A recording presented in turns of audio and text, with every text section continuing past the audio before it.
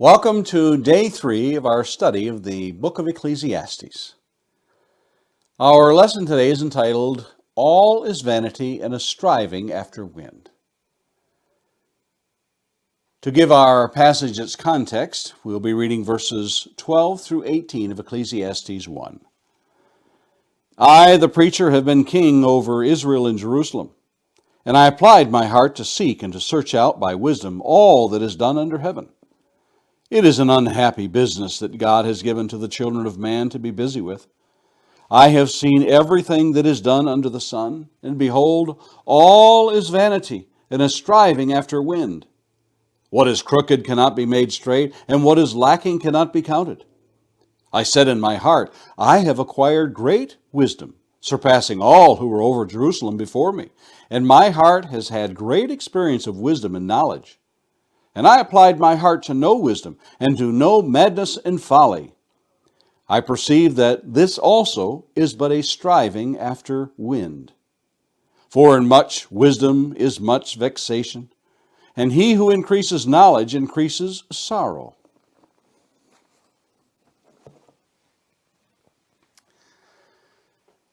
There is a lot that can be learned from a breath. Consider when the doctor puts the stethoscope to your chest and asks you to take a deep breath and then exhale.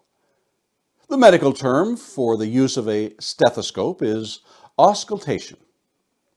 He or she can ascertain such things as obstructions, inflammation, infections, fluid in the lungs, or asthma for starters. Sounds like rhonchi, crackles, wheezing, and stridor. They will listen to each lung in the front and then in the back to compare. These are indicators of such things as pneumonia, heart failure, COPD, asthma, bronchitis, or a foreign body in the airways. Such things will need further testing to confirm or eliminate possibilities. All this from the stethoscope in a single breath.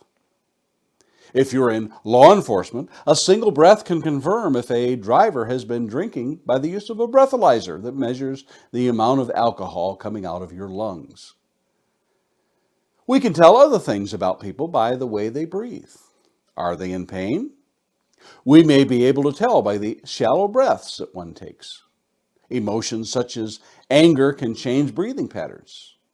A deep, sudden breath may indicate a person's change in thinking. Hyperventilation caused by panic attacks. There's a lot we can learn about people from a single breath. There are also some metaphorical lessons associated with the breath. James tells us in James 4:14, "Yet you do not know what tomorrow will bring. What is your life? For you are a mist that appears for a little time and then vanishes." That word for mist can mean a fog or an exhale from our lungs. Take a deep breath on a cold day and exhale out into that frigid air. How long does that exhaled mist stay in the air? Well, that's our lives comparatively. Job says of his longevity in Job 7:7, "Remember that my life is a breath." David says in Psalm 39:5, "Behold, you have made my days a few handbreadths, and my lifetime is as nothing before you. Surely all mankind stands as a mere breath." Solomon continues on with his melancholy tale of the woes of life as he is observed. The word of the day is vanity. 31 times in this book, Solomon will use that word vanity.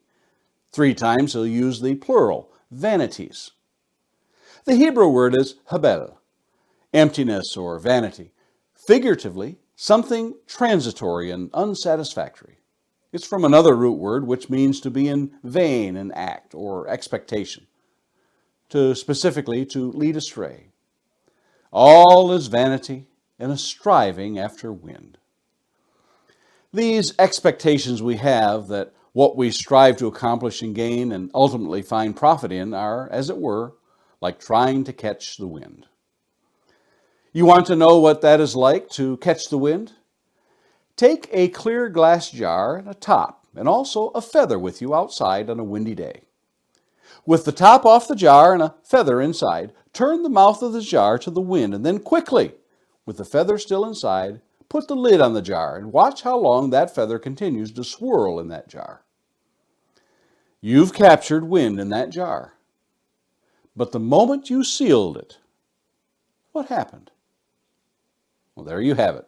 Today's object lesson completed. Remember from our first lesson that God had endowed Solomon with wisdom. How much wisdom? We're told in chapter 3 and verse 12 of 1 Kings, "Behold, I now do according to your word. Behold, I give you a wise and discerning mind, so that none like you has been before you, and none like you shall arise after you." And again in 1 Kings chapter 4, verses 29 through 31. "And God gave Solomon wisdom and understanding beyond measure, and breadth of mind like the sand of the seashore, so that Solomon's wisdom surpassed the wisdom of all people of the East, and all the wisdom of Egypt. For he was wiser than all other men, wiser than Ethan the Ezrahite, and Heman, Calcol, and Darda, and the sons of Mahal, and his fame was in all the surrounding nations." Lord Bacon observes on this, "As the sand on the seashore encloses a great body of waters, so Solomon's mind contained an ocean of knowledge." By every way of measuring wisdom and knowledge and discretion, Solomon exceeded everyone who ever lived and ever would live. Shakespeare could not outright him. Einstein could not outthink him. No philosopher could out-philosophize him. Yet Solomon grasped that all his mind could comprehend was an unhappy business. Perhaps it was like the mathematician who was gifted enough to calculate all manner of addition, subtraction, multiplication, and division. Sooner or later, one becomes weary of simply computing calculations. After all, it's all the same process. Solomon was given the gift of being able to discern, that is, figure out virtually anything that was put before him. Consider the Queen of Sheba in 1 Kings 10, verses 2 through 3. She came to Jerusalem with a very great retinue, with camels bearing spices and very much gold and precious stones. And when she came to Solomon, she told him all that was on her mind. And Solomon answered all her questions. There was nothing hidden from the king that he could not explain to her. One wonders if Solomon reasoned of the fate of man as he pertained to Adam and Eve, as they ate of the tree of knowledge of good and evil. For in much wisdom is much vexation, and he who increases knowledge increases sorrow. Isn't that indeed the same of what Adam and Eve found there in the garden? Consider also that Solomon discovered that in all the wisdom, what is crooked cannot be made straight, and what is lacking cannot be counted. Verse 15. He could not cure the ills of mankind with wisdom. It may very well be that in his pursuit to guide men by wisdom, he fixed his mind upon the Proverbs, thereby showing the light of wisdom, discretion, and knowledge, and the darkness of folly and vice. Solomon will visit this theme of considering wisdom again in the course of his writing. But he must first turn to the business of pleasure, for so is tomorrow's lesson. Have you sought the wisdom from above to guide your life? Have you found it to be a burden or a joy? And Lord willing, let's meet here again tomorrow for another lesson in the book of Ecclesiastes.